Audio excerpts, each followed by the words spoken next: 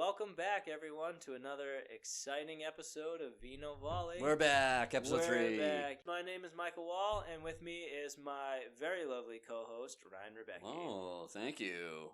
All right, Ryan. So, as always, when we start this episode, there's usually one or two things that we need to correct. Or I say, I need to correct. I don't think. Have you had any corrections? No, weirdly enough, I don't do any reading and or math, and I somehow have come out unscathed. Fair but enough. you're an honest gentleman. First one was my wife. I didn't fuck that up. No, I'm saying like No. the first one. Oh, It wasn't me. Okay. Jesus Christ, just relax. I'm very defensive. Yeah, the first one was a caged animal. Yeah, the first one was my wife, and we, obviously it was a beautiful mistake. Hey, Right? a lovely goof. Yeah. Yeah. This one was all me. So as we'll hope that this is a segment that doesn't really continue, but probably will because it just the nature. We don't really do any fact checking. Yeah, the Mike Wall honesty hour. Yeah, exactly. And as we're getting in, when we get into the topic, we'll see that there's probably next episode we might need to make one or two corrections, but fingers crossed we're gonna get through one where we don't. All right, clear the air. Real quick, when talking about the wines that we purchased for the episodes, what we're trying to define, we talked about like where we were, where our price range was, and we talked about I said that the most expensive bottle I bought was a bottle of Caymus that I got as a gift from my brother-in-law, which was partially true. Half truth. I did buy the bottle of Caymus, Okay. but it was not a gift. Justin, my brother-in-law, had asked me to buy it for him, to which he Venmo'd me the full amount. He may have given me a couple extra cents. Yeah. And then was nice enough to allow me to drink it with him. Excellent. So I didn't pay a dime for this delicious wine. Okay. It wasn't a gift. It was gifted to me to enjoy it with him. So kudos to him, chivalrous man. Yep. He's always sharing the wealth, and I appreciate it. It was a delicious bottle. But so that's the truth. You've come clean. Your conscience is I clear. can sleep again. So we're past that. How the hell are you? What's been going on? Oh. The people want to know. The people want to know. Let's see. I mean, they don't want to know, but they're going to hear about it. Yeah, they're gonna hear it. They're gonna get it. Well, let's see. Soccer season's ended today, both for my 4-year-old pre-KK. As did for my daughter. This morning it was a back and forth battle for a half an hour, ended in a 6-6 real tie, not like a fake like U Sports tie. And I got my oldest out to help me coach today. It was beautiful. It was lovely. Sun was shining. I didn't have to yell at my oldest, so that was a win to start the day. And then we had a very frustrating 3-2 loss in my oldest, his 4th grade travel game. I think the kids are ready to be done. But it's over and done with. See them all in the spring. Very proud of the boys. It was a great season. I learned a lot from coaching. I did not learn a thing. No. More technique, more kind of in-game strategy stuff, especially at the 9-year-old level, as much as you can. Yeah. What's really gone on this past week that the people need to know about? Has now, you and I, nothing to do with soccer. 100% no, I'm taking you on a ride. Come with me on this voyage. No pun intended. Or pun intended. Yeah. Yeah, it's a ride. You and I are on the wrong side of 35. In fact, Yes. You are going to be 39 coming up in a few short months. 3 months? 4 months. We don't do... 4 months. And I shortly thereafter, almost a month to the day. Yep. We're getting old, and I found myself developing not only nuances, but I am just acquiring hobbies at a rapid and aggressive rate. So I ran this by you earlier this week, and I have become Ryan Rebecki, train guy. I got the... Cue the hard on. That's a train fart noise. I have Also sounds like acquired... his whistle. I have acquired copious amounts of antique trains on Facebook Marketplace, and my vision is to create this Christmas scene, get the ceramic villages out, train going, holiday spirit, through the roof, but I'm a train guy. I mean, all the power to you. Yeah, thank you. You set a beautiful scene. I'm Thank sure you. it's going to be lovely. You kind of leapt a few decades there. Oh, so, yeah. like, now we're going to start, like, we talking denim overalls, Yep. like, big poofy hats. I might. Like, honey, I can't come to bed because, like, the caboose is out of alignment. Locomotive 487's not working right. Where do we draw the line? Yeah, I don't know. But I can tell you, and speaking of my tall, beautiful wife, I don't think she's ever been less attracted to me. When I called her at work, I disturbed her in her very hard work day and said, "Babe, Guess what I just did? Guess what I just did? And I said, I bought a bunch of antique model trains. And what I thought would happen was I was just work her up into On just my way home right now. yeah. I thought I was just going to work her up into just like a unbridled sexual froth. Sure you did. It did not happen that way. And in fact, I even used a line of like, oh, I saw where the conversation was going. I was like, hey, is that the smoke alarm in your office going off? She's like, no, it's not. I go, oh, because I thought I just lit your She's like, Ryan, I panties have on a fire. headache right now. Are you fucking done? Like, sorry. But yeah, Ryan Rebecki, train guy. Yeah, official, unofficial. And official, unofficial, this will be the last episode that Ryan is going to be on because he's now a fucking train guy, and I don't know. Just take a picture every episode, and like you said, I'm just wearing the outfit. Just becomes more and more old timey. Yeah. I get like the Abe Lincoln beard. I get a pipe. I get the big. If I you get the come big into hat. a subsequent episode and just like found gold in these mountains. Let me tell you about this engine that I bought. I don't know why you've really just got a southern drawl, but it's just like how I see the whole ensemble. You're done. I will bring someone in. You're gonna hear a lot of bad impressions of different places from around the world, mostly coming from me this episode. So just strap yourself in. Yeah, well, we don't want to offend anybody to an aggressive degree. Like there's gonna be mild. I mean, we're eventually gonna be talking about punching people's faces. Yeah, it's fun and friendly banter. Well, that is exciting for you. Sure is, Mike. How have you been? Me? I've been battling a debilitating respiratory infection. It's not really debilitating. Like I wrote a message to my provider being like, it's not getting worse. Nope. But it ain't getting better. Nope. I don't know how much cough medicine I can suck down, but Ask there's Lil probably Wayne. going to be good 1 or 2 good hack sessions. It's usually when I laugh, which is just oddly inconvenient. But besides that, just got back from a trip to Charleston with my family. The most haunted place in the United States. Sure. Ghouls. Didn't see any ghouls. Specters. Didn't see any specters. Phantasmas. Didn't see any phantasms. I didn't see any ghosts. Oh, okay. It was lovely. I mean, we were right off King Street. Anybody who's ever been to Charleston or has been, highly recommend it. Food was out of this world. South Carolina is always my place. If I was ever to live down south, that's the farthest I would go, is somewhere in South Carolina. All right. Because Florida's crazy. Yeah, gators and meth. But anyway, so Florida does. Other than that, besides the respiratory thing still going on, Yep. but couldn't be happier with my best bud. We're back in action. We're doing it. So, to all our Vino volleyers out there, I think it's time. You think it's time?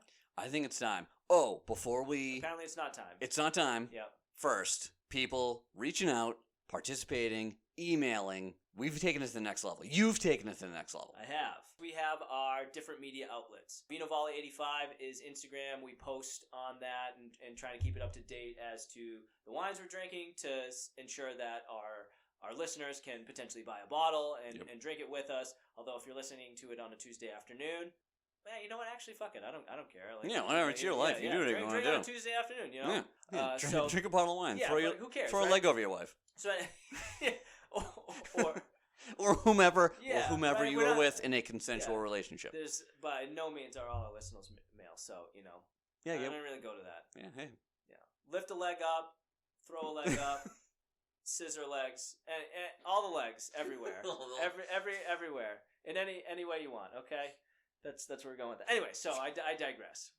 VinoVolley85@gmail.com is our email and is our main means of communication at this point for folks to reach out about most punchable faces who they think we'll read some of those aloud today, which is great. So we want those to keep coming in, as well as if you have tried the wine, have different thoughts about it, or have tried different wines that you think would be a good one to utilize on an episode, we always want you to read out. The newest one for us is I've created a website. Sure have. And the name just rolls off the tongue. So, funny yet exasperating story is the name really was just like, it's kind of lengthy. So I was like, all right, I'm going to make this easy. I'm just going to buy the domain vinovolley.com. Boom. Buy it. Did it. For a year, I was like, we'll do it. Then I went to my Wix account and was like, all right, let's input vinovolley.com. And it was like, oh, hey, great. You paid all that money for it. Sure did. It wasn't really that much money. But they're like, you now need to upgrade your account to like $16 a month. That's how they get you. Not going to do that. So with that, I've just ensured that no one can use vinovolley.com for a year, but that also joke's on you fuckers. It includes us. So our website is vinovolley85.wixsite, wixsite.com/vinovolley. We look great in that picture. That, for those who hit the website, is a picture of us from Portugal in our all linen outfits. Just two stallions. We just do. I mean, we look good. But anyway, what the website is all about is, one, it's just a little bit about our story, who we are, and the second subsequent page is the wines. And so what we will do is, this is going to be a continually growing page where each episode, as we review the wine, we'll be doing a synopsis of it on the website so that you not only can read the review if you don't remember it from the episode, but you can actually click. Each wine name is going to be hyperlinked to Vivino to help you get an image of the label to access the wine. So that will be our main means to keep you guys informed of the wines we drink and help you stay engaged, to try them if you liked our thoughts about them, the tasting profile, what have you. And yeah, let's just hear your feedback. Like, it's great to see the emails and people emailing in about different segments or just any feedback in general. Like, it's been really nice over the last couple episodes. All right, so as I was starting to say to all our Vino Volleyers out there, it's time to pop those corks, indulge in a healthy pour, dive stud showing into today's episode. All right, today, before we get into the soccer aspect, we're getting into the wine aspect. We're getting into the wine. And I've been really good this week. Have you? Yeah, last couple days. Oh, dude, I drank. I mean, you said I was in Charleston. I drank 12 bottles of wine in like 4 days. Yeah, that's pretty good. It was good. That's pretty good. Feeling good. A lot of antioxidants. Today, as we are covering the lighter side of soccer, some general records and or facts, kind of keep things light, whereas last week and next week we're getting kind of in like heavier topics. Today, we are going with a French wine, which admittedly I do not drink a lot of French wine. We're going with a Louis Jadot. It is a Beaujolais. And again, I can't say it without having like some sort of like Tennessee like oil tycoon, like, oh, that down there that's a Beaujolais right there, Miss Beaujolais. She's getting courted by some nefarious gentlemen, which is better than what I originally proposed to you. We're not gonna. We'll say what it was going to be. Yeah, it was gonna be like a Cajun Creole. Yeah, down there, down No. there. No. Andouille. Okay, it's there. It's out there. Yep. That's what I was going to do. Anyway, we have the Louis Jadot Beaujolais 2020. I have ready to roll wine.com with the winemaker's notes. This is 100% Gamay. Gimme that Gamay. It's like a little kid being like, my gimme. Mom. This is pretty much on the lightest end of the spectrum of red wine before you get into like the rosé territory. Is that correct? It's the lightest grape as far as like the red family is concerned, and because a rosé is a mix of red and white. Yeah. Right. Yeah. Like Fact check number one. I'm gonna say it is. Fuck it. It is. Anyway. So the winemaker's notes on this Beaujolais. This plump, juicy wine has fresh aromas and flavors of strawberries and black cherries offset by a lively, peppery note. Okay. So unlike wine.com, nothing about weird no like baseball mitt. Hints of foie gras. Yeah, old cedar fencing. Tastes like Napoleon's hat. Tastes like a Napoleon complex. This is the wine for short people. This wine pairs beautifully alongside hors d'oeuvres, mild cheeses, and poultry dishes. So a red that you would do with more mild cheeses and chicken. Which, like, to turkey, me, like, pheasant, I know, quail. like, you know, certain wines, like, whites go with certain meats, and red. Yeah. I'm just like, I'll drink it with anything. Like, yeah, I mean, you and I are like give me a hot exclusive. dog, and I'll slug back like a cab. Yeah. Like, I don't care. It's the antioxidants. Yeah. So, let's fill these glasses. Let's get down to it. Yeah, so just, again, I feel like always full disclosure, our process is always the same for the wine. We pop the cork, we throw an aerator in it, we pour the glasses, we let it sit, for the couple minutes that we do our intro, and then we take our first official sip. So with that, I'm going to go over to Ryan, and we'll get our official cheers. Oh, that was a good one. That was a good one. All right, let's see what this Beaujolais is all about. Take us down. So big strawberries up front on the nose. Yeah, I know when we did the Petite Syrah, the nose was a little weird. I think I said a little sulfite-y. Yours was. With the Portuguese wine, that was the one that hit like medicinally. Yeah. But this one, like right out the gate. It's got a real good smell to it. Yeah, very gentle, but like big on strawberries. I would say that's about all I'm getting. Like, I'm not getting any subtle notes of like chocolate. I'm not smelling any vanilla or anything like that. That's really good. Kid likes it. Super smooth. Yeah, see, this is something that I would want to drink, noshing heavy. I mean, it's super light. Yeah. Like, you can, I mean, obviously, we've just started down this rabbit hole, but I feel like you can really do some damage on this bottle and yeah, like this feel fine. At 13.18%, which is weirdly accurate. This is a bottle that you could open up on a Sunday afternoon, Saturday afternoon, put out some snacks, just kind of like hours. Yeah. Nice charcuterie. Oh, love a good charcuterie. Goddamn. Man. Warm meat and cheese, just letting it sit. I love it. Yeah. I do. I really do love it. And I'm one of the few people who really, truly enjoys olives. But there's like it's very strong. Oh, I think you it's love like or it's you love it. Like, I'll eat them like they're grapes. But this is a wine where you and whoever you're with, could be a group of people, significant other, sitting around, chatting, noshing, and just this wine would go down in a snap. Yeah. Super easy. Yeah, it's very and gentle. Very light. For a lighter wine, still got pretty good legs. Yeah. I love the nose on it. And the mouthfeel for me is on the lighter side. I like a heavier wine, but the flavor is good. You get a lot of the berries up front, and for me, it does have a dry finish. Which is weird because I'm not getting the super dry finish, but then again, I don't think the respiratory infection has anything to do with it. It doesn't affect the tongue. Again, so I was talking to somebody else about this, where I was like, "Oh, like you hear like the tasting notes, head bone's connected to the shoulder bone." Yeah, it could be different for everyone, but I think it finishes. I mean, aren't we all just unique snowflakes, really? Just like farts, no two are alike. It's true. Snowflake.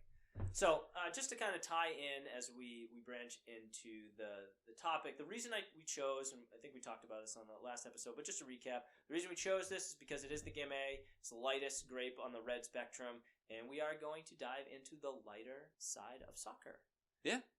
We talked about the dark arts. We did. So we were like, let's go with the lighter side, and some of these may be light to us, and if, we might have a little bit different sense of a humor. Yeah. But anyway, so we've compiled a list of what we found, and this is the one time, and I can't believe I'm saying this, the internet let me down. Yeah, this it wasn't as easy as I thought it was going to be. No, and I mean, don't get me wrong. I don't do the reading. No, I know. I did do some research. Yeah. And for the whopping probably 12 and a half minutes I did, it was hard. 12 minutes? Yeah, I mean,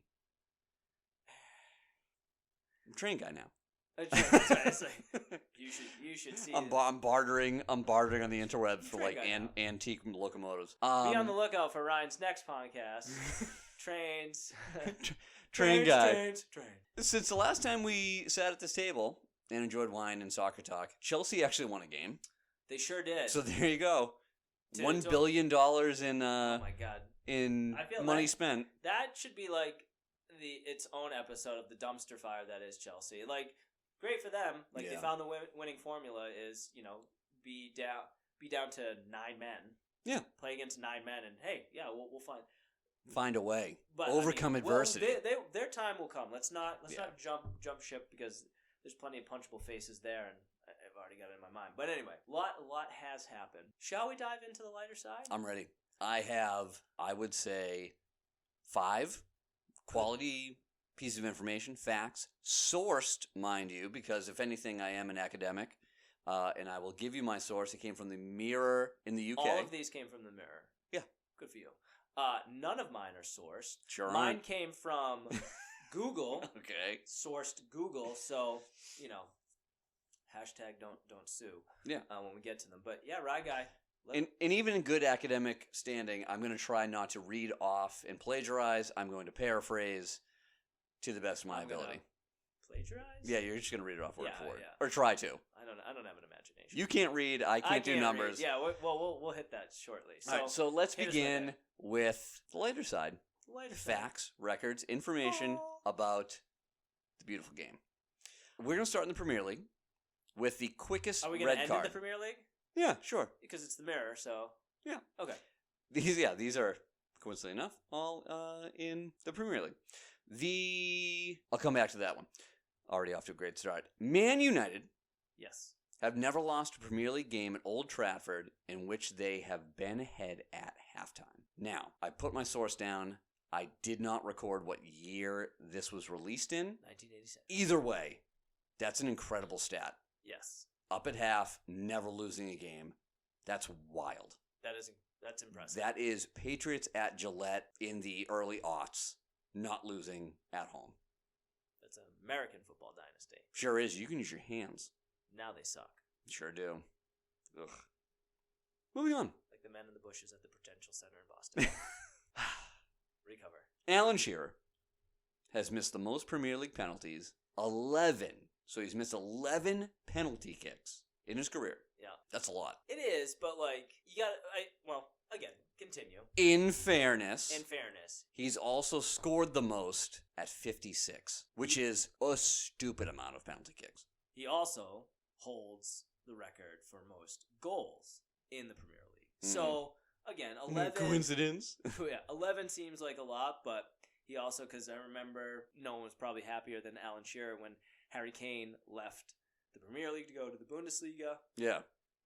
Because he was close to beating his record, and now it remains intact and may never be beaten as he. I forget what the total number is. Yeah, It's a foolish amount it's of like goals. the 72 Dolphins. Any of them guys who are still alive, they parade around when anyone's having a perfect season. Yeah. They'll be dead soon. Yeah. So, good thing for Harry Kane because he, as we get to the punchable face, he was definitely a front runner. But yeah, hey, frequent you know flyer. what? We're not ending at the Premier League. This podcast is here to stay, and we will make it to the Bundesliga, Serie A, La Liga. No one's safe. No We're one gonna is fucking safe. punch everyone in the face. James Milner, someone near and dear to our hearts. Yes. At a archaic 37 years of age. Now, for those out there who may not be as well versed, take a look at pictures of James Milner. And I know when we watched him in games, you're looking at this guy, you're watching him play, and you're just like, this dude is in his 40s. Yeah, weathered. And grizzled. It's just like when you realize he's younger than us, it was a gut punch and a dick punch. Like, I don't feel great. And a culo, and maybe a gooch punch. You just really just went, went down the line. James Milner has scored in 47 different Premier League games and hasn't lost any of them. So any game he has scored in the Premier League, I'm going to assume before, I don't know what he's getting for minutes this year, hasn't lost any of those games. That's crazy. James Milner scores. I don't think he scored for Brighton. No. James Milner scores, you're winning that game. Yeah. Now, wild. He's just a freak athlete too. And again, 37, you're looking like, what have I done with my life? But when he was in Liverpool, he would always win the lactate test. I'm pretty sure that's the name. Yeah, of lactic acid test. Okay, so when I had a shy giggle to myself, it was just like just milking a bunch of men. Yeah. That's apparently not the case. No, that's what the aliens Lactic do acid. when they abduct Anyway. Yeah, exactly. So lactic acid, he would always win. Even at 35, 36, he would still beat out, some guys that are nice. So the dude's in incredible shape. Yeah. But anyway, James Milner, man, just What a guy. What a guy. Moving on. This is, in consecutive years, Cesar Azpilicueta in 16-17, Wes Morgan in 15-16, John Terry in 14-15, and then, this is the outlier, Gary Pallister in 92-93, are the only outfield players to play every minute of the season for Premier League title-winning team. They were never subbed off. They played every minute, winning a Premier League title. It's incredible. Workhorse. So, I recognize 3 out of the 4 names. Right. Are defenders. Is the 4th a defender as well? Do you know that? I'm assuming by outfield is what they mean. Right. In baseball, that's the people the farthest. Sure is. Yeah. So, okay. We're going to assume. Why wouldn't they just say defender? Britain. Everton hard man, which is just funny to say, Duncan Ferguson. So let me run that sentence back. Everton hard man Duncan Ferguson, which means just like kind of a goon, kind of a rough and tumble guy. He's not just a guy who's No, just like fully torqued Yeah, all hours of the day. Duncan Ferguson, the hard man, played every game with a raging erection. That's his record. The lighter side. The lighter side. Has an unrivaled disciplinary record in the Premier League. Big Dunk, as he was called, one of the most frightening players to go up against. Worse yet, his notorious behavior was not limited to his time in the Premier League. The dude was just a goon. His worst moment came when he headbutted Wraith Rovers' John McStay while playing for Rangers. He was served a 12-game ban and was sent to prison for 3 months and charged with assault. Ferguson averaged a red card every 33 games in the Premier League, which, run the numbers, it's pretty much guaranteed one a season. When you read that, all I could think of was like Happy Gilmore. He's like, "Oh, I still hold the record because I took off my skate and tried to stab Yeah. Like that's Big Dunk to me, right? Like, there. he's just out there for blood. Yeah. And he can, like, kind of run and play. He's the equivalent of, like, a hockey goon. Because he managed for a while, right? I mean, not a while. Like, he was an interim manager, and they did well. Like, but he would do on the sideline. Yeah. You were just like, there's two things that ain't nothing to fuck with. There's Wu-Tang Clan. Yeah, and that's there's true. Big Dunk Ferguson. Oh, I love it. You know, like you just like he was the real deal. So yeah, I believe it. Oh, that's I good. once tried to take off my state. And stab a guy. And my last one, which is going to segue into one that you have, is a point counterpoint. Quickest red card in Premier League history belongs to Manchester United Newcastle winger Keith Gillespie. He was playing for Sheffield against Reading in 2007, was brought on as a substitute, and then sent off 12 seconds later. The game did not even begin playing. He came in and, jostling for position, threw an elbow in the face of Reading's Stephen Hunt, was sent off, and then as he was sent off, pushed Hunt in the face as he left the field. Play had charmer, this guy. Yeah, player had not technically restarted, so you could say it was either 12 seconds of on-field time or 0 seconds of game time. As we know that everything is accounted for, I'm going to go with the 12 seconds, and I'll lead into my fastest red card in the history of soccer. Okay. Lee Todd at a whopping 2 seconds. 2 Okay. seconds. Now get a load of this. Todd got his marching orders for foul language. Todd had his back to the referee at the start of the Cross Farms Sunday League game against Taunton East Reach Wanderers. Okay, which is It's a mouthful. which is ridiculous. Imagine putting that shit on a jersey. Yeah, it's the old Just Blackstone like, stone throwers today. Goes under the armpit to like the backside. Be like, yep, that's the name of our team right here. Yeah, well, they're playing the old Matchpeak Clam Shuckers this week. Like, what? It's just like ridiculous Oh my stuff. God. Like, let's just like throw words together. Yeah. You know, you throw enough shit to the wall, something's gonna stick, right? So apparently, he was startled by the force with which the whistle was blown for kickoff. To which he said, "Fuck me, that was loud." And the referee promptly showed him the red card. Okay, so one, that ref's a prick. Yeah.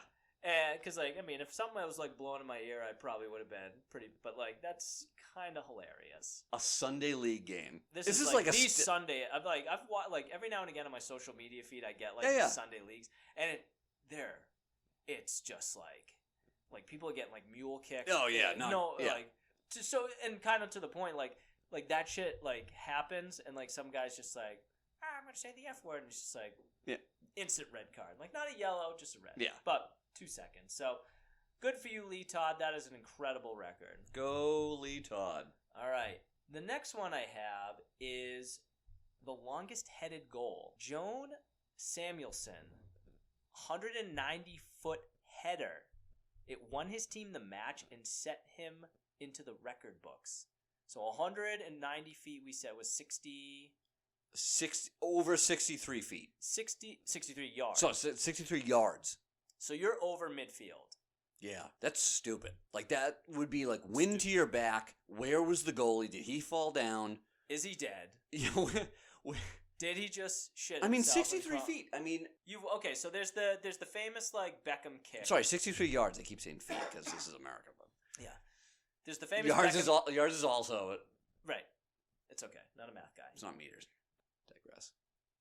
Beckham's like that one of those famous kicks. He was over midfield. Yeah. Might have been a little bit more than 63, but like still like put some pace on it, and you got to catch the keeper out. Like you got to catch him off guard. Like I guess we didn't really I didn't get into the weeds. I couldn't find the specifics of what happened. Right. But like if anybody remembers, Like, did it go 100 feet in the air and then drop down? It's like imagine was he going for goal? Like was he just like, oh yeah, like I've got these two, like were his legs shit? And he was just like, well, I can't use my arms, so I'm just gonna like, use me head. Did he have a huge dome? And it was just like, God made me, and just So I mean, imagine all those questions. running full speed, hitting a ball, and having it go 63 yards. Like that's in the only air. thing is like I'm thinking like he was a defender. He was like talking to the goalie and was just like had this feeling, just like I can head this, and then just started sprinting from end line midfield and just like Superman dove into it and caught it with just like Goalie fell down, broke his leg. If anyone can find that clip and send that to us, if it exists, we want to see it. Cause, yeah, do us a solid. And we kind of did a dry run through these. I'm not going to read all of these verbatim because Ryan can't do math, and apparently I can't read. I can pronounce names. You know what? Do you want? I'll just I'll point to you. Yeah. We'll do the name when I call for it. The reason I realized I can't read is when we were down in Charleston, I found a place that I thought was Ellie's place, and my daughter's name is Eleanor. I was like, oh, this is great, and then my wife was just like, yeah, that place that you were talking about, it's Eli's place, and I was like, oh, and I was like, maybe it didn't have two L's, it was Eli's. I can't read, so Rye's gonna help me with this, but I found this funny. The most red cards in a single match, 36 in one game. 36. 36. 11 people on each side. So you got 22 there. So it was not only was it all the players, but substitutes and technical staff between Claypole and. Well, it was in Argentina, so it was in Argentina. I doubt Arenas? I doubt it's going to be like Claypole. Might be like Claypole. Claypole and Arenas. This is back in 2011. Long story short, shit got real.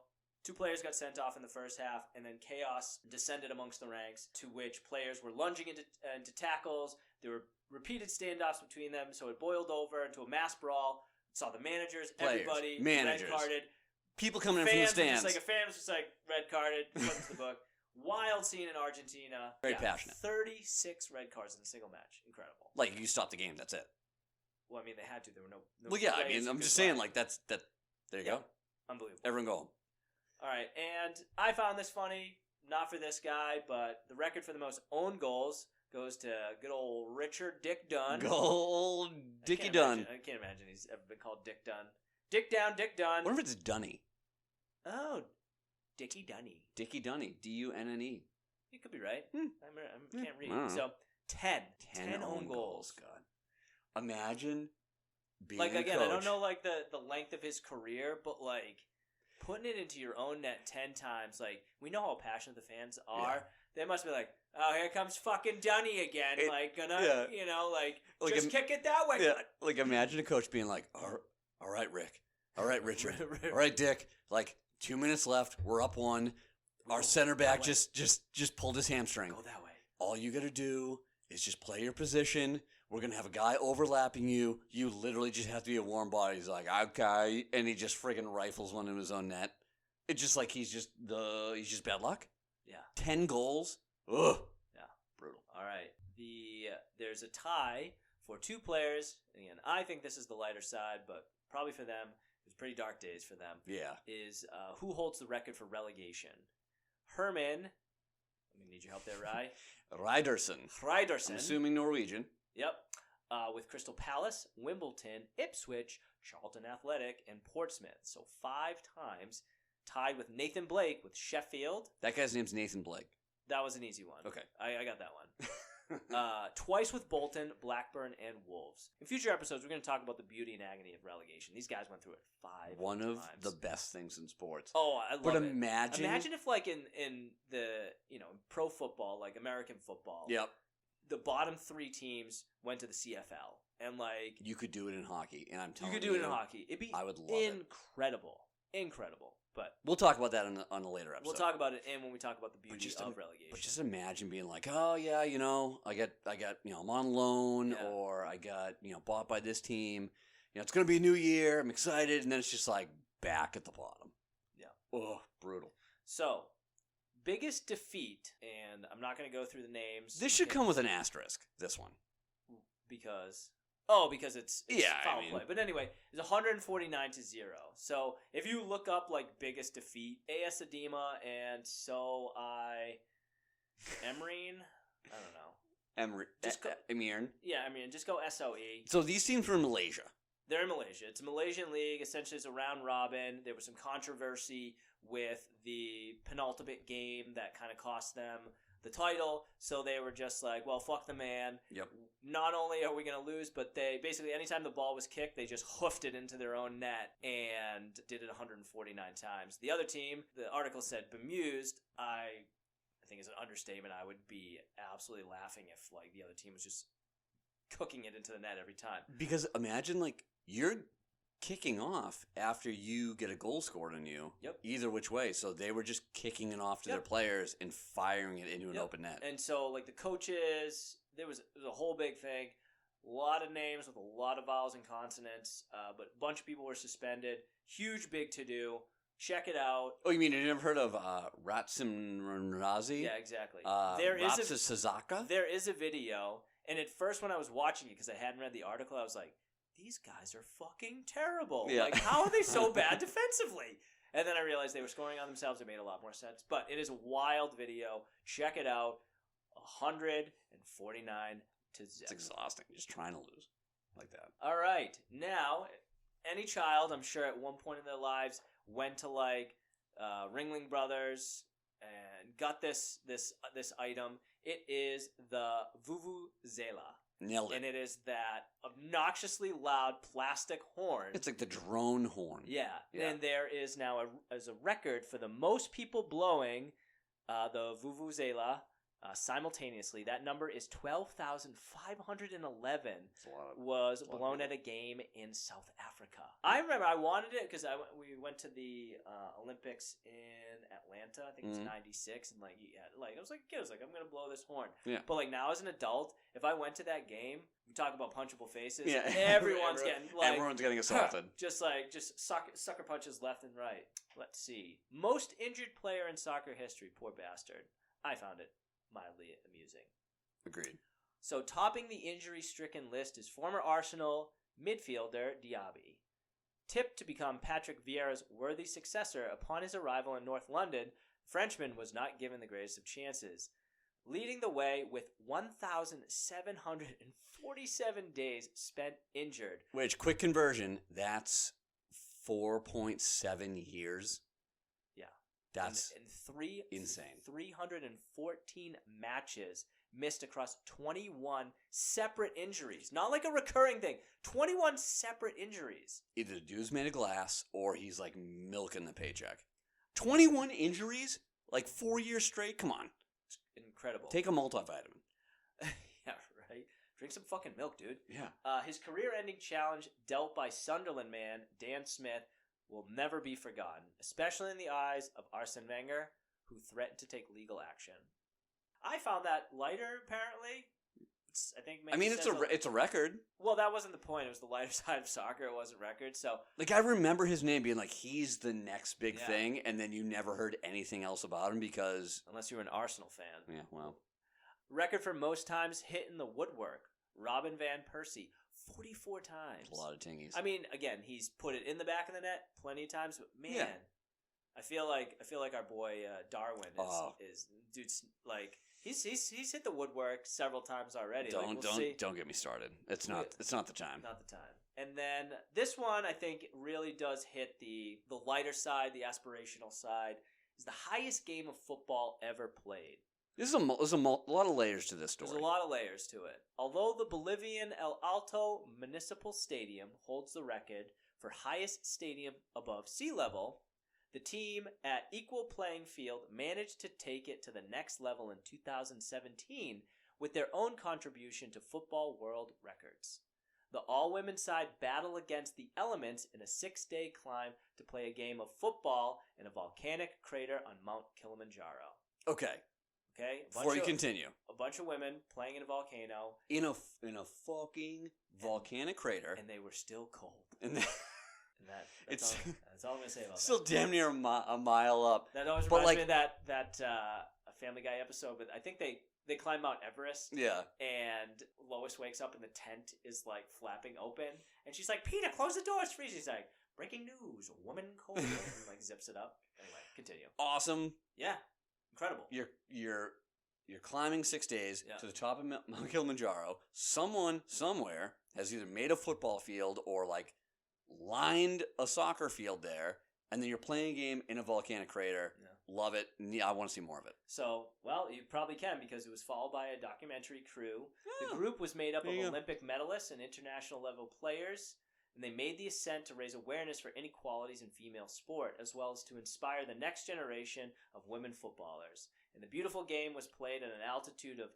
5,714 meters and officially ended in a 0-0 draw. Yeah. Anyway, Still a good story. great story. And we'll end this with, which I think was pretty hilarious, the drunk referee. Sergei Smolik.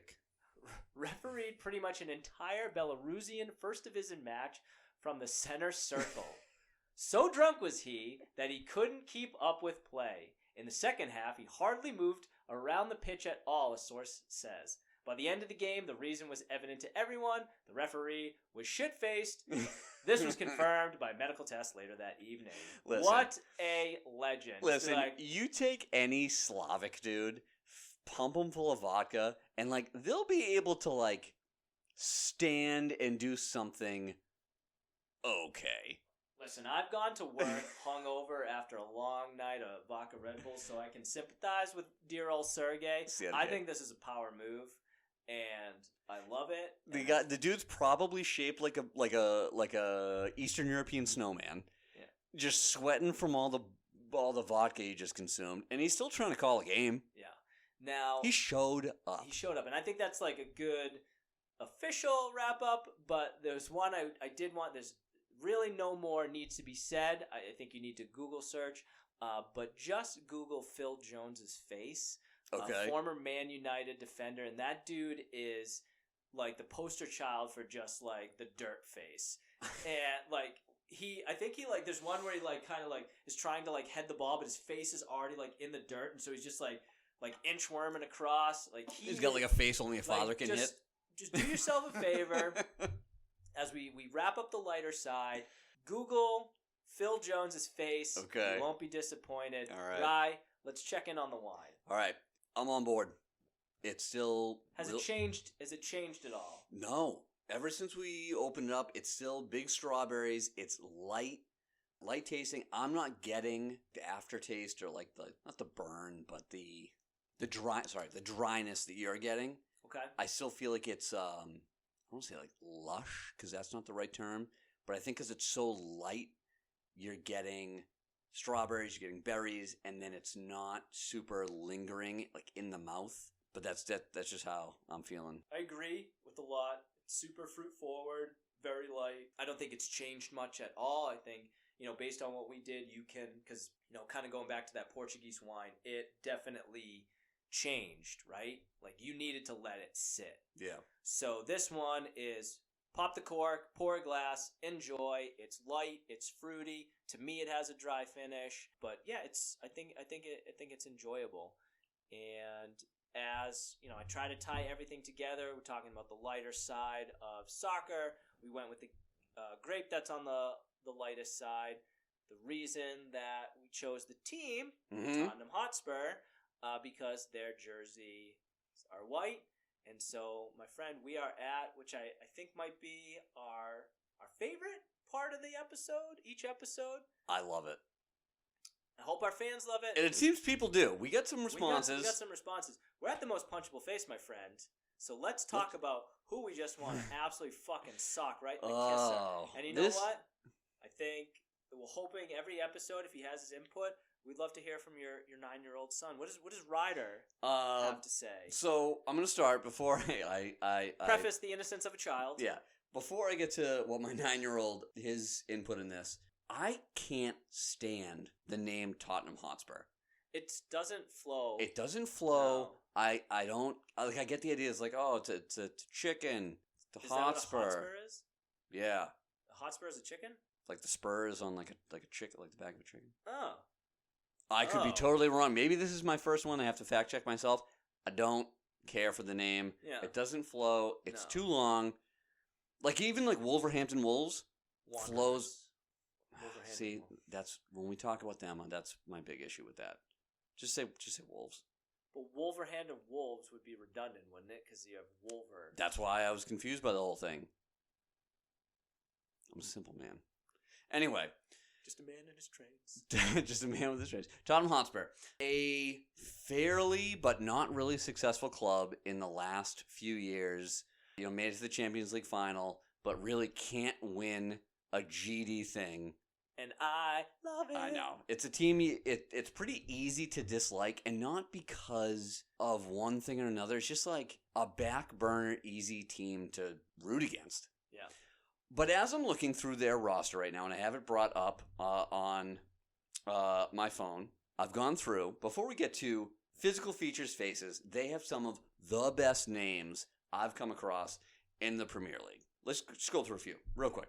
Destiny Udogie. Destiny. It's so good. It's so good. Only to be outdone, of course, by Emerson Royale, which I mean, yeah. Emerson Royale. Like, it's just, I like- have a lot of velvet. yeah, a lot of velvet. Might have made some movies he's not, too proud of. Just putting it on the table. I'm gonna leave him alone because I have a feeling his name's gonna be repeated a few times. And then you get simple, what I would say is the whitest name I've ever heard, and that is Alfie Whiteman. Hey, Alfie. Yeah, it's just little Alfie Whiteman. Alfie Yeah, Whiteman. he's a boy from down the road. Yeah, he lives. That was a good one. Thanks, man. Yeah. Yeah, little Alfie's out there kicking the ball around. There you Have a go. little kick. Yeah, so he's a backup goalkeeper. They've got like 18 goalkeepers. They got Fraser Forster, who I'm pretty sure will seduce your wife to having unprotected sex because he's just a big Jesus burly Christ. man. And then So aggressive. the only other one, great name, probably also going to seduce your wife, Guglielmo Vicario. Just a handsome Italian guy. Googly. Not going to punch his face. Are you Googly? Him and I might share a panino. We'll see. All right. But let's get to who we want to physically assault, hypothetically. Well, I want to hear who's Riders. So my son, Ryder, right, he's listening to the podcast. Innocence of a 9-year-old. Innocence of a 9-year-old. As I was on my way here to record, he's like, Dad, what team are you doing? He's like, who are you going to punch in the face this week? I'm like, well, no one, because that would be assault. We're just having a delightful, fun conversation. It's a hypothetical. punch in the Hypothetical. face. He's like, I'm like, oh, we're doing Tottenham Hotspur. He's like, oh. He's like, 100%. It'd be Harry Kane. I'm like, well, yes, it would. Except he's not on the team. He's like, oh. Is Son still on the team? I'm like, yeah, no, he definitely is. He's like, oh, I definitely punch him in the face. I was like, why? Like, what do you have against Heung-min Son? And he's like, I don't know. He's just got a face that Right? needs to be And- punched. And I and was like, that's- the innocence of a 9-year-old of just like, you know what? just doesn't like his face. Calls it like And you know calls it what? like he sees it. I'll back my boy Ryder up and say that he was going to be my honorable mention. Yeah. And part of it is because I think that he looks to get people sent off with fouls. Yep. And two, I think it's an act. Yeah. I don't think You've someone been can on be, this for a while. I You've been on don't this think for a while. someone can be that friendly. You Yeah. have to have a dark side. I think it's all a facade. And for that, Ryder, go Yeah. for it. Just give him Yeah. just give him a punch in the face. Maybe Son has to look at himself in the reflection that he can see in James Madison's big ass forehead because that dude's got a 5 head. He does. He But does. you know what? I'm on board with James Madison. You're gonna go with James Madison? Oh no, I'm just saying like I have no issues with James Madison. Oh, okay. Yeah. Yeah. No, yeah. Like, Shall we go to before we get to our own? yep. All right. So we've had a few listeners. Listener emails. Listener emails. Oh, this we is got great. 4. We got a career high 4. Oh, I love it. So we're gonna we gotta read keep these out. this coming. We Keep- need yeah, also we- need like a noise thing, like a sound Yeah, effect we'll for like work on work well. viewer email. Yeah, that's a good one. Thanks. You can snip that out. Yeah, we'll try. Okay. Anyway, So, we're going to start with Jess. Jess wrote in and said, naturally, when I think of a punchable face on Tottenham, Harry Kane is the immediate clear winner. Naturally. Mouth of Marbles, Harry. He'll get his day in the sun. But alas, he's no longer a Spur. Peruse the team photos, and even though he's not getting minutes, I definitely want to punch Brian Gilles right in the 2010 era Bieber haircut. Now, he actually did play today, so good for you, Brian Gilles. But yes, this haircut is out of style and one grossly ineffective, and I, for one, agree with Jess and think that he deserves a punch in the kisser. Oh, yeah. I didn't know who this guy was because no one did, but actually he's a pretty popular character, as we'll get to a couple more. Okay, of these emails. Continue. All right, so Brooke writes in, this may be the most boring submission, and I say to you, Brooke, no submission is a boring one. We appreciate the feedback and hope it continues for years to come. Thank you. But I think Richarlison has the most punchable face because he looks like he wants to kill someone in his roster picture, and 90% of all the Google images I looked at to try to come up with a more exciting reason is just that. And I agree. Yeah. He's this isn't the last we've heard of Richarlison. Let's be all right. Dropping down to Dan. Dan thinks, good old, I think that Brian Gilles has a very punchable face because he looks like a total tool bag. He has bad hair and a smug look. Yeah, take that, dick. Yeah, Brian Gilles. That's not actually his last name. It's something very Spanish because he's from Spain. We have an honorable mention by Dan. I also think Dejan Kovaleski has a very punchable face because he just looks like it would be easy to beat him up. Now, I hope this isn't because he's a ginger. I'm going to try and not take personal offense to it, but you know what? He does look like he'd go down like a sack of potatoes. So, Dan, we appreciate the write-in. Thanks, Dan. And, kind of affirming what Jess has already said about good old Brian Gilles. So, keep them coming. Hopefully, we'll hear from you guys next episode. Yeah. Last one comes from CJ. CJ first says, hey, guys. Hi, CJ. Love the podcast. To that, CJ, we say, we love you. So, I had to look up Tottenham's roster because I didn't know anyone on the team, except for Harry Kane. Is he still on the team? He is not. Again, we'll get his day in the sun. He seems like a pretty cool dude. He's not. He's a douche. Unless you're from England, in which case you love him. Yeah, he's but anyway, a hero over there. One guy immediately jumped out for me as having a face that is just begging to be punched. Richarlison. He looks like a sexy caveman. CJ, I question your taste in men. Yeah, it's... I can see the caveman, but I mean, he goes on, and in this case, we're going to try and be linking him to prime Brendan Fraser, which I don't much care for. But if you told me that he was found in Pauly Shore's backyard, which actually I think it was... I've never seen the movie. You've never seen Encino Man? No. It was, what's his name? Rudy, and also Samwise Gamgee, that actor, not Pauly Shore. Pauly Shore was just the friend. Sean Astin. Astin. Anyway, if you were found in Pauly Shore's backyard while he was digging for a new pool, I would absolutely believe you. No doubt in my mind, this guy drags a club behind him on his way to the pitch. Did he get that right? Good. CJ, you got it right. That is the pitch. Nailed it. And speaks in grunts. Also, the one name thing is just kind of asking to be punched. Agreed. And then an honorable mention, good old Brian Gilles. The whole 70s Beatles look in 2023 is deserving of a punch. Also, it grosses me out when guys with long hair get sweaty and their hair is matted to their head or is flinging sweat around everywhere. It would be like playing defense against a sweaty Sasquatch in Along Came Polly. Also, this made me laugh out loud. He's a oh God. The wine is hitting me. He's a doppelganger for Howard Wolowitz from Big Bang Theory. And if that isn't deserving of a punch, I'm not sure what is. No, CJ, you are right. Brian Gilles definitely deserves to get punched in the face. Yep. And those are our write-ins. That's solid awesome. 4 seems like a general consensus between Richarlison and Gilles. Brian Gilles. So, Rye Guy, what do you got? Well, I'm gonna continue. As I cough up a lung. I'm gonna continue the onslaught because this, when we figured out we were gonna do Tottenham, without a question, I think we both had the same person in mind. Without a doubt, I disdain this player. His face, his playing style, nearly everything about him bothers me. And that is that Squidward-looking motherfucker, Richarlison. It's just his stupid blonde hair, his face, his playing style is way too overdramatic. I don't actually know what he does. yet still gets all of this money? Because I don't know. I I think can't. Richarlison as well. Yes, so you're gonna continue the I'm onslaught. going to continue it. Looks like Squidward, and even though he's not playing now, he's out for a while because he's having Pubic bone surgery. pubic bone surgery or pelvic floor muscle surgery or something like that. No, I read pubic bone. It wouldn't surprise me if he hurt himself trying to dry hump himself in front of a mirror because he looks like an absolute narcissistic prick, and that's probably how he hurt himself. He might be one of the top 3, for me, most disliked players in the game right now. 100%. So, one, I think, to collaborate with what you said, and if I have friends out here who listen to or watch Curb Your Enthusiasm, Fausted is the term, where you basically... I don't understand how he keeps getting to better teams. Yeah. He started, I forget what team he started, but he was in Watford, and then he went to Everton, and now he went to Tottenham. Wasn't the whole thing he started over Bobby Firmino in the World Cup team for Brazil? I mean, that's and he did jack shit? Well, yeah. I mean, anyway, I don't think he's ever had a 20-goal scoring season. We don't fact check, but I feel it in my No, you're going to fact check, and then you'll apologize. No, that one, fuck it. Not for a punchable face. I will never apologize. Not for that guy. But he just keeps going, like, everyone's like, oh, Richarlison. I'm like, I don't think the numbers back that. And he keeps going to better teams. People are talking about him going to Real Madrid. I'm just like, what the fuck is going on? Like, what am I missing?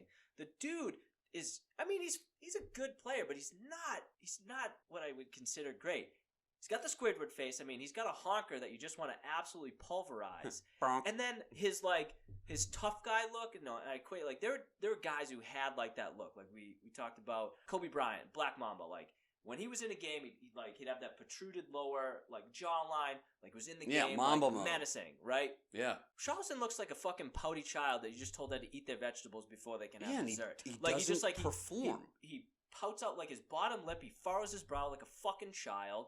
And yeah, I think this is probably the first time, we're only 3 episodes into our podcast, but we are in unanimous decision that Richarlison, far and away, has the most punchable face for Tottenham Hotspur.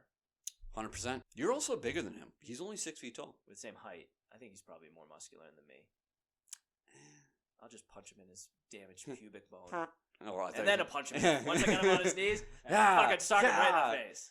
Oh. But yeah, I think it's the first time. It might not be the only time that we're in this on the same wavelength, but it seemed like our listeners, we got some smart cookies out there. They know a punchable face when they. Oh yeah, 100%. And so that I think is a good wrap to the punchable face. I still feel angry though. Like yeah, I want to keep verbally assaulting him, but like in a let's way, do it like all big men. Let's get on social media and just verbally abuse him. It's just something about it. But alas, we got to keep some of the energy for next week's episode. In next week's episode, we are going to be diving into Saudi Arabia, the Saudi League. Into that, the next team that we are going to be talking about for most punchable face is none other than Newcastle United. All right, as they are a Saudi-backed team, I think it was only fair. So we're going to be talking about So as we talk about the Saudis and their kind of like conglomerate over not only Premier League soccer, but international soccer, and we might even dive into some other sports in which they have had a financial and ownership impact in or towards. We are going to get as close as we can to because Saudi Arabia. Give it to us, right? What are we going to be drinking? Next week, we're going to drink a Messiah wine, Massaya. It is a Lebanese wine. Yep. I'm holding it in my hands. It is perfectly chilled. It's a blend of 2 different grapes along with their native grape, is my understanding. I've never had Lebanese wine. You have. I am excited for it. I want to see what it's all about. It'll be. I think it'll be a good experience, and then for our listeners who never had Lebanese wine or any type of wine outside I would say the big countries, it's a nice change of pace. So it's good to mix things up. So this is also like rocket fuel too. This is 14.5%, so it's definitely on the higher end of the spectrum. It's gonna be nice change of pace. So leave a blanket out for me. Yeah, we'll let you sleep on the couch. But yeah, so we're excited to talk about Saudis, the impact they've had on the game. Obviously, their impact on being these country bought teams like Newcastle. So we'll talk about that. And Ryan, let's kind of talk about. Let's give our final thoughts on the wine, and let's have a score, shall we? Yeah. All right. As I'm taking kind of like my last mouthful here, I'm getting a little bit more like the drier towards the end, but still big strawberries, big berry, light, a little dry at the end, but then again, I've been drinking wine for over an hour now, so I think that's bound to happen. But there's no surprise. It's light. I can see where it goes with lighter food, where it goes with mild cheeses, even poultry. This would be the perfect wine if you were sitting at home and like you and your significant other were like, hey, let's open a bottle of wine. Let's kind of nosh. Let's pick. Let's watch a movie. Let's do some stuff. Or you're bringing it over and just kind of like having like sticky snacks, nosh food with it's a wine that goes down super easy, very user friendly. I don't think anyone, if you took it somewhere, would hate it. All in all, for the price point, $13.99 is a winner in my book. So what's the numeric value? Numeric out of 10, I am going to go with a 7.8. Highest score recorded on Vino Volley so far by Ryan Rebecki. I appreciate your candid nature. I just like how like it's easy to go down, and I can see an application for it almost anywhere. And for me, I agree. The easy nature, it's super drinkable, super easy. It's got great nose, super berry up front, dry finish, so I like that. The things for me, the mouthfeel. I like a heavier wine. Yeah. I also like a little bit higher alcohol content on. Like again, you could down this bottle and be good to go. Like it has that thing out of everything we've drank so far. It's got the most drinkability, right? It's just super easy. 100%. But for me, and again, this is all personal preference. More like towards a 7.2. Okay. So when we post it on the website, I'll take the kind of the middle ground of the 7.8, the 7.2, so meet somewhere in the middle, which I think is it's a fair. Everybody's different. We're all unique snowflakes. Yeah, right, like farts. No two are alike. And so we'll post that. So speaking of posting, where can the people find us, find you, find me, reach out to us? So again, as always, you can reach out to us, vinovolley85@gmail.com, to write in about any wine thoughts you have or most punchable faces. To stay up to date on pictures of the most punchable faces and pictures of the wine, and anything else as we continue to gain our viewership. Vino Volley 85 at Instagram, and then listen to us on Podbean, on Apple Podcasts now, and soon we'll be on Spotify as we are running out of free space on Podbean, so we're gonna have to upgrade our account, to which we will gain access to Spotify as well. And then lastly, as our newest form of media is our website, vinovolley85.wix site. That's wixsite.com/vinovolley. And that will give you access to our page, which has a little bit about us, and then a wine guide, which will go through each wine, a general synopsis of the review we gave, as well as our average score. Yeah, Mike, you've done a tremendous job getting this all together. I appreciate it, bud. It is very user-friendly. You can find us. It is a labor of love, for sure. But, my friend, we'd like to keep going, but we are, after VAR review, once again, we are officially out of wine, so it's time to put the final cork in this episode and listen to us next time on another exciting episode of Vino Volley. So, buddy, take us out. All right, close out episode 3. By the way, I had to write the one line for Ryan because he can't remember it. I can't remember it, but we're gonna get there. I don't do the reading. Yeah, I just show up and just a pretty face, man, with his trains. So, folks, thanks for joining us. Thanks for listening. Thanks for writing in. It means a lot. Let's keep this going. Remember, as always, to sip and soccer responsibly. I wish you a Freddie adieu. And I bid you a Freddie adieu.